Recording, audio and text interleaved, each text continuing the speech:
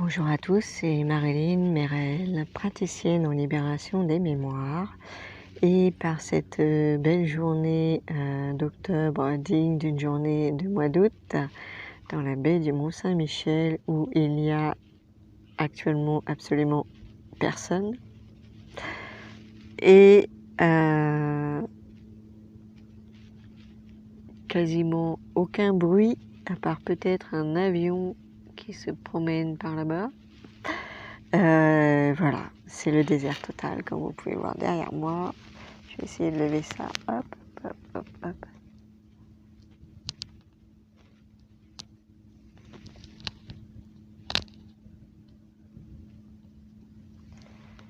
C'est absolument le désert.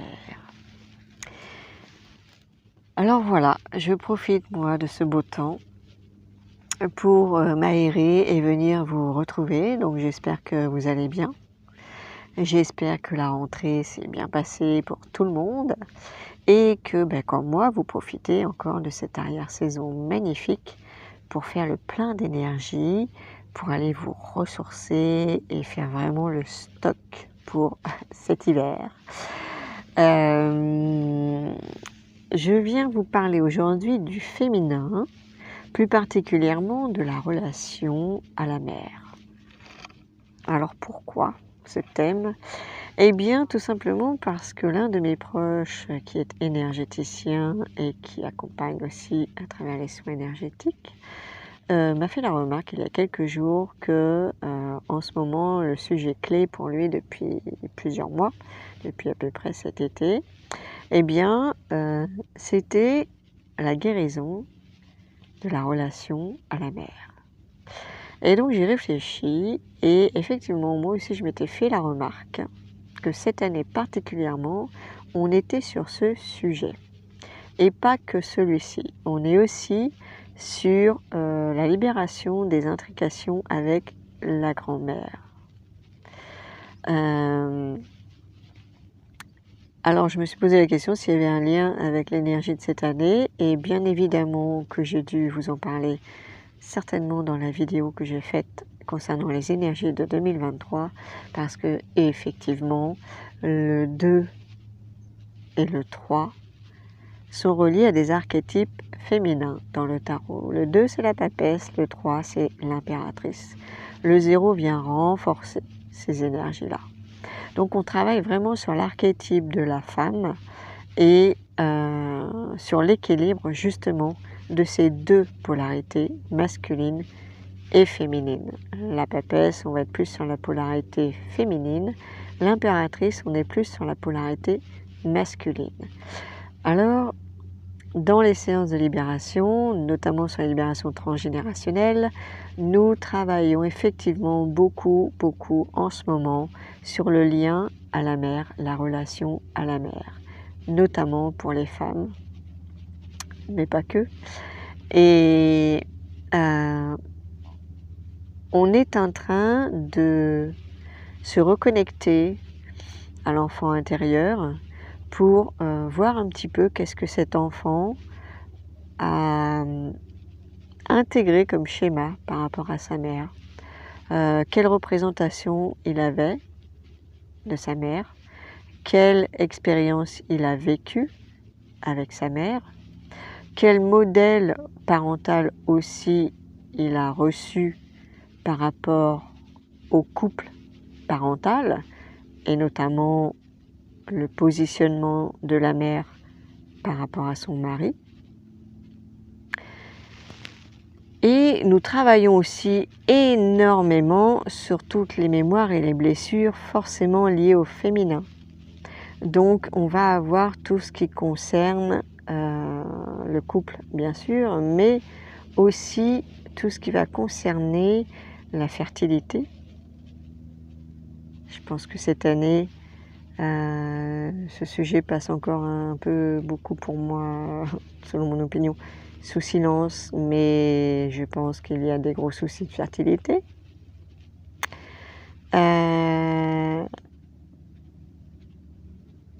Ensuite, on va travailler sur toutes les mémoires en lien avec les problématiques de gestation, Bon, les jumeaux perdus en fait partie, bien sûr, mais toutes les autres problématiques de violence reçues pendant la gestation.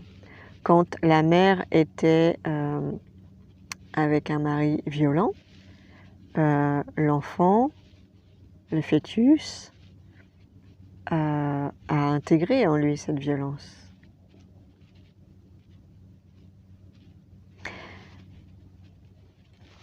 On va être aussi sur toutes les problématiques liées à la naissance. Comment s'est passée la naissance? Dans quelles circonstances? Toutes les problématiques liées aux IVG, aux fausses couches, aux enfants mort-nés.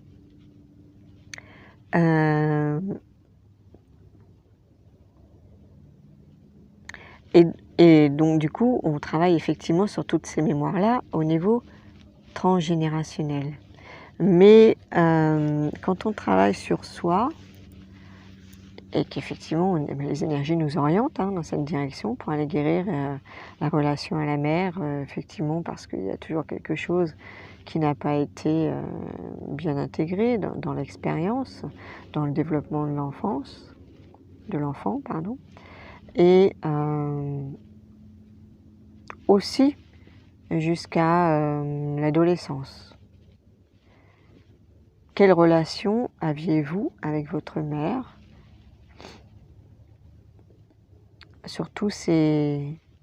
dans toutes ces étapes de votre vie, dans toutes ces étapes de la gestation, les étapes de la naissance, les étapes de l'enfance, les étapes de l'adolescence, jusqu'à aujourd'hui en tant qu'adulte, en tant que femme, qu'avez-vous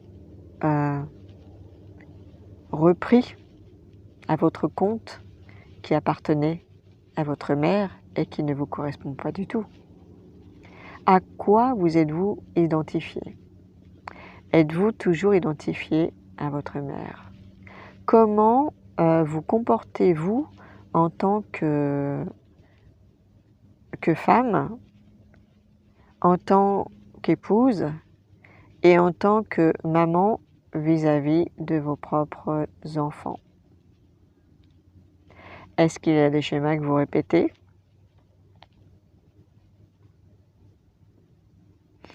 Les enfants font miroir de notre propre enfance aussi.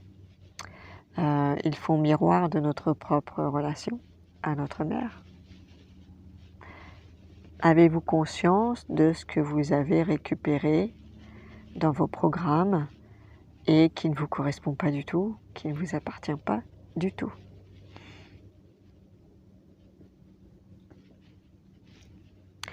Donc, c'est focus sur toutes les problématiques du féminin, de la femme,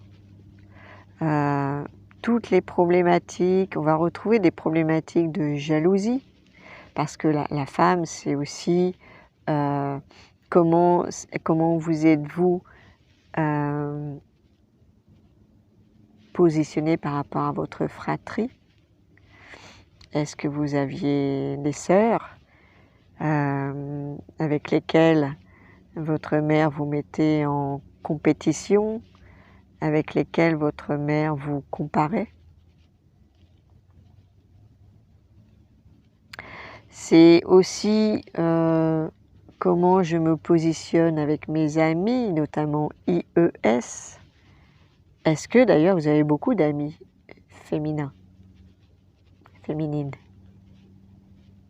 ou pas du tout? Est-ce que les femmes qui viennent vers vous sont plutôt jalouses de vous? Est-ce qu'il y a des soucis de jalousie que vous n'arrivez pas à comprendre, qui pour vous ne font pas forcément sens? Est-ce qu'il y a une problématique de place, de poste dans le monde du travail, dans votre service, en concurrence avec d'autres femmes? Est-ce qu'il y a une problématique de place que vous n'arrivez pas à avoir dans le milieu professionnel, parce que vous êtes toujours en concurrence avec une autre qui va être choisie à votre place. Donc, on travaille sur le positionnement, effectivement, de la femme, sur son équilibre entre ces deux polarités. Est-ce que vous êtes complètement dans le yin et que vous manquez d'action? Ou à l'inverse, est-ce que vous êtes sans arrêt dans le faire, tout le temps en suractivité et que vous ne vous posez jamais pour vous poser les bonnes questions et vous remettre en question? La papesse, donc l'énergie du 2, c'est la dualité, mais la papesse c'est la gardienne des mémoires.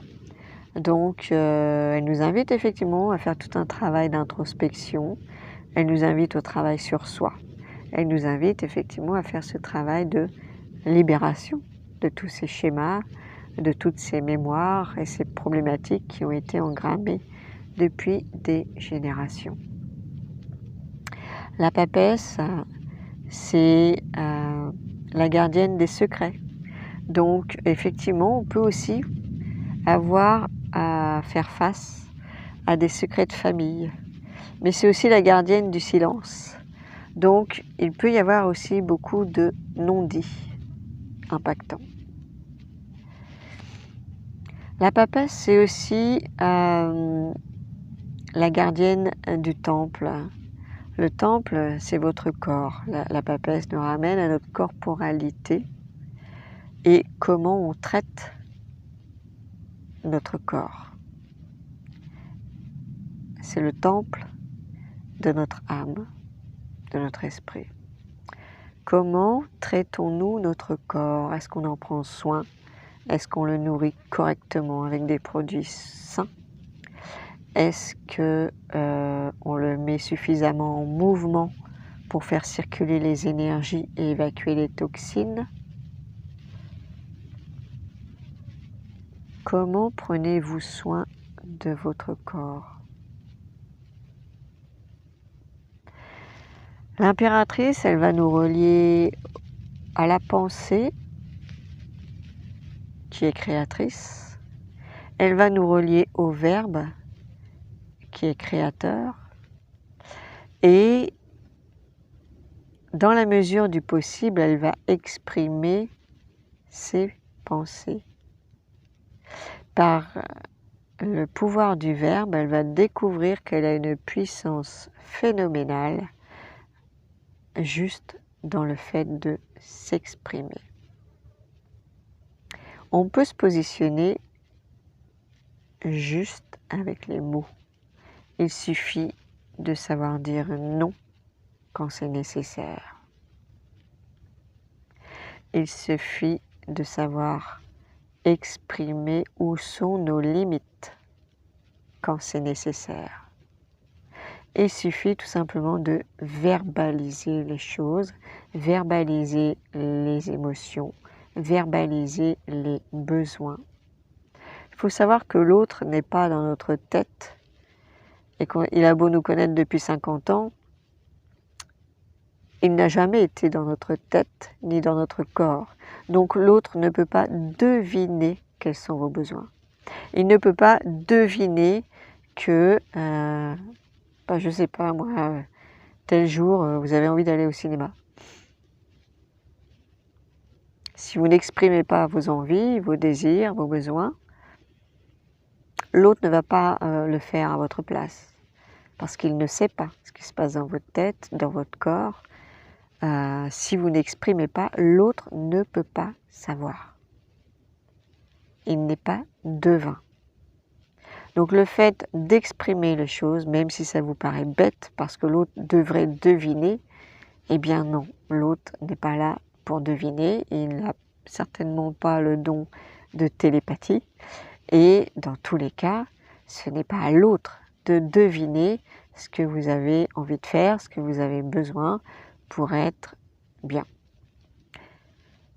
Alors, à travers l'expression, le dialogue, déjà, on peut rétablir beaucoup de déséquilibre dans les relations. Donc l'impératrice, elle travaille énormément sur la communication, mais aussi sur la créativité, parce qu'elle est consciente que ses pensées ont un pouvoir créateur. Donc, elle fait attention aussi à ses pensées. Si continuellement vous avez des pensées d'autocritique, d'auto-jugement, de dévalorisation, vous allez créer tout un tas de choses qui vont vous mettre face à ce que vous pensez, à ce que vous croyez. Si vous croyez que vous êtes nul, eh bien vous n'allez arriver à rien. Ça c'est certain. Si vous croyez que vous n'êtes pas capable, ben vous n'allez même pas essayer.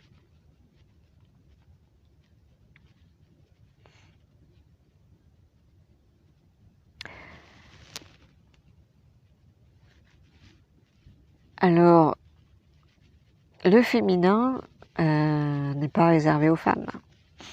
Le féminin, il fait partie aussi des hommes. L'année prochaine, on sera en 2024. Le 4, c'est l'empereur. Là, on va travailler sur la relation au père, au grand-père, au masculin. Particulièrement les hommes par rapport à leur père, à leur grand-père. Qu'est-ce qui leur a été transmis par rapport au masculin? On est en train de rétablir l'équilibre entre le masculin et le féminin. L'année prochaine, on sera en année 8.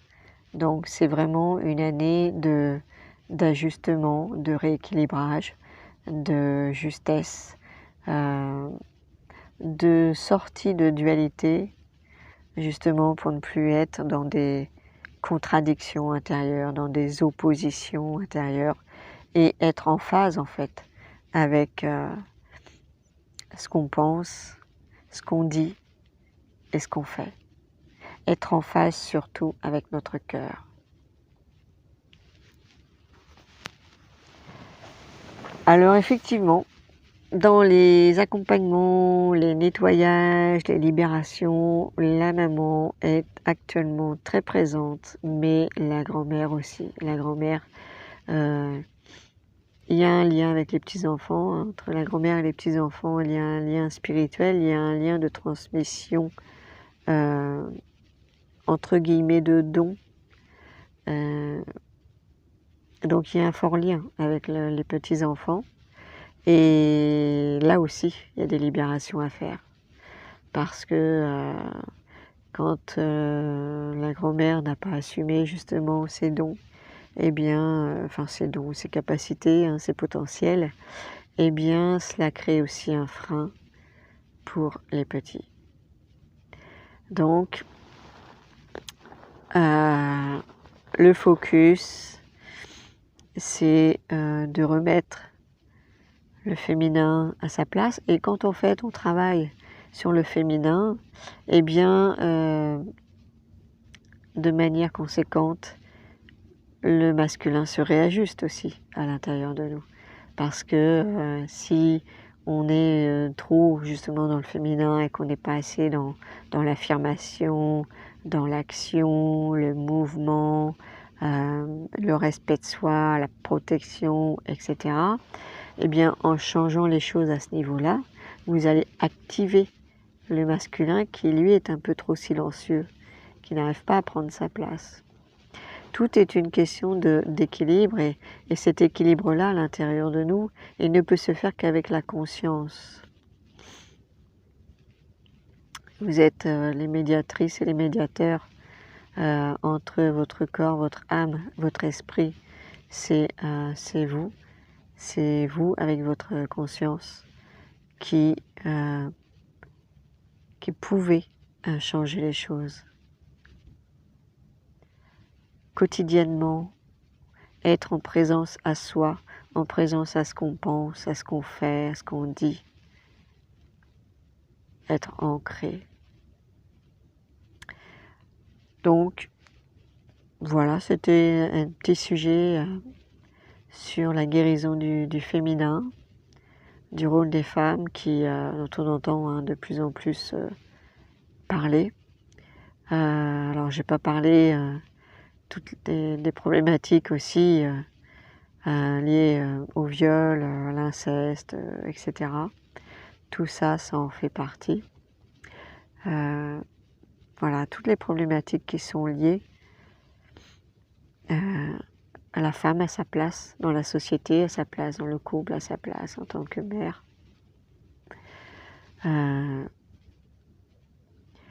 Mais aussi le rapport qu'elle a avec elle-même. Comment elle se considère, comment elle s'aime, est-ce qu'elle s'aime déjà? Et pourquoi? Sinon, pourquoi? Qu'est-ce qui lui a été renvoyé comme image? Qu'est-ce qui lui a été renvoyé comme modèle?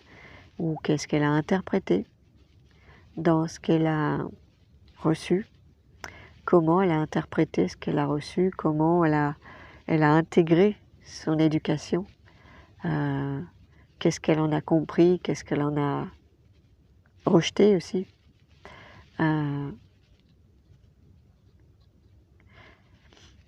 Donc je vous invite à méditer pour les femmes, surtout tout ce que je viens de dire. Et puis pour les hommes, eh bien, je vous invite aussi à méditer par rapport à vos choix. Quel genre de femme avez-vous épousé? Quelle relation avez-vous vous-même avec votre mère? Quelle relation avez-vous aussi avec votre fille? Comment intégrez-vous votre part féminine? Est-ce que vous avez conscience que vous avez une part féminine? Est-ce que vous avez conscience de sa manifestation? Comment elle se manifeste? Voilà, c'est ensemble en fait qu'on peut avancer. C'est pas l'un contre l'autre, les hommes contre les femmes. Bien sûr que quand il y a des grosses blessures, il y a du rejet d'un côté et de l'autre. Mais justement, en faisant ce travail sur soi, on revient vers l'apaisement déjà avec soi. Quand on revient à l'apaisement avec soi, on revient à l'apaisement avec le sexe opposé aussi. C'est aussi en équilibrant en soi ces deux polarités que l'on retrouve à l'extérieur de nous des relations beaucoup plus équilibrées. C'est en prenant notre place, tout simplement. Que ce soit dans le domaine du couple, de la famille, du professionnel, amical. C'est en prenant sa place qu'on équilibre les relations. C'est pas en se niant, c'est pas en essayant de se rendre invisible ou à l'inverse de tout faire pour les autres et d'être envahissant. Non, c'est chacun doit prendre sa place, chacun doit rester à sa place. La juste distance. La juste distance permet d'avoir des relations équilibrées. Bon, je pense que je vais m'arrêter là. Et puis, je reviendrai vers vous, j'espère encore en pleine nature pour ce mois de octobre, je sais pas. Novembre, ça sera peut-être un petit peu plus compliqué, mais bon, on verra bien. Donc je serai en extérieur. Et je vous invite à profiter un maximum de ces belles énergies. Sans y mettre de la négativité derrière. On est au mois d'octobre, certes. Il fait 28 degrés ici, certes. Eh bien, ce que j'en retiens, c'est que c'est fortement agréable. Et je remercie la nature. Je remercie du fond du cœur pour ce cadeau. L'humain qui croit tout savoir sur les saisons, la nature,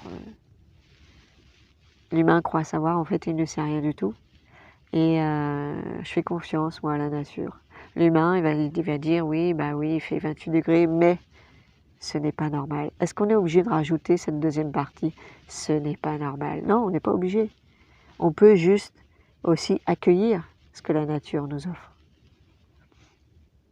Accueillir, et non pas à chaque fois aller contre, aller dans l'opposition, dans la résistance au changement. Elle aussi, elle change. Est-ce que vous connaissez son programme? Non? Mais la Terre, elle bouge. Et nous sommes bien petits dans l'univers. Nous sommes rien pour prétendre connaître comment la nature doit être. Tel jour, tel mois, elle doit faire telle température. Qui a décrété ça? L'humain. Voilà, l'humain. L'humain qui ne se connaît pas lui-même, qui vit déjà contre sa propre nature, va nous faire des lois sur la nature, les saisons, les températures, et patati et patata. Bon, bah, soit. Pour ceux que ça intéresse, pour ceux qui ont envie de continuer à être dans le négativisme, à être dans le pessimisme, à être contre la nature, eh bien je leur souhaite bonne chance, parce que ça va être de plus en plus compliqué d'aller contre la nature. Voilà. Et sur ce, ben moi je vous souhaite une très belle journée, profitez bien et accueillez, accueillez, accueillez. Ce qui est pris n'est plus à prendre, comme on dit. Ciao, ciao, à bientôt.